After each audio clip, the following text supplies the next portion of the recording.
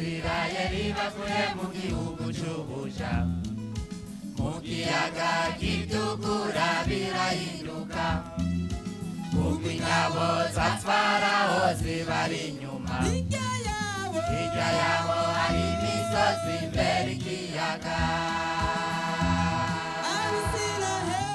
Abisirayeli bavuye mu gihugu c'ubuja, ku kiyaga gitukura birahinduka, kuko ingabo za Farawo zibari inyuma, hirya yabo hari imisozi imbere ikiyaga.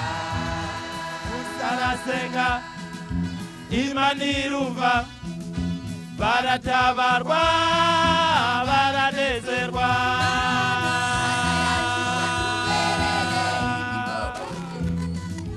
Mana yacu watubereye amafarasi, Mana yacu watubereye imikokoti, Mana yacu watubereye amafarasi.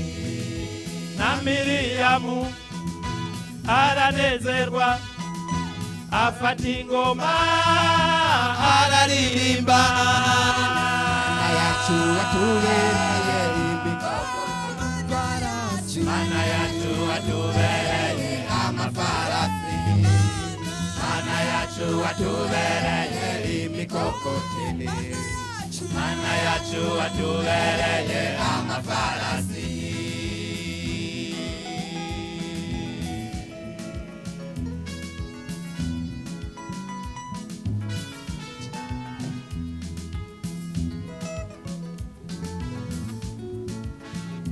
Reka ntimugaterwe ubwoba n'izo ngabo z'abadimoni,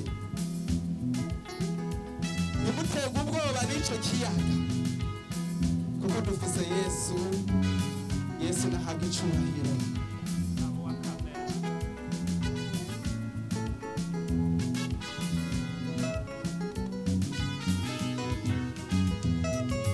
Reka ntimugaterwe ubwoba bonizo ngabo, nimuhagarikwe imitima niyo misozi.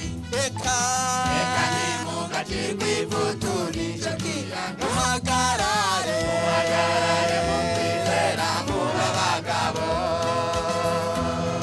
Reka nimugaterwe ubwoba bonizo ngabo, nimuhagarikwe imitima niyo misozi. Reka nimugacirwe ivutu n'ico kiyaga, muhagarare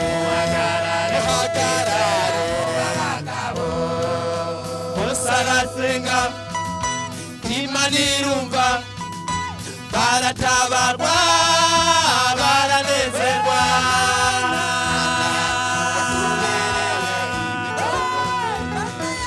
Mana yacu watubereye amafarasi, Mana yacu watubereye imikokoti, Mana yacu watubereye amafarasi. Na Miriyamu aranezerwa, afata ingoma araririmba.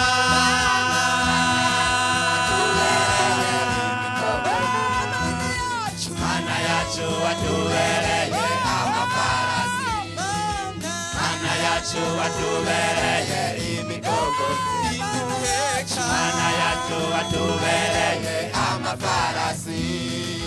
Musa arasenga, Imana irumva, baratabarwa baranezerwa.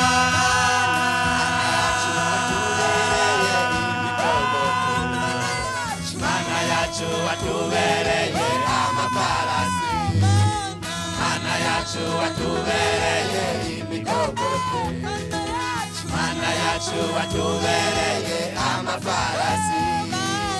Na Miriyamu aranezerwa, Mana yacu watubereye amafarasi. na Miriyamu aranezerwa, afata ingoma araririmba. Mana yacu watubereye imikokoti, Mana yacu watubereye amafarasi.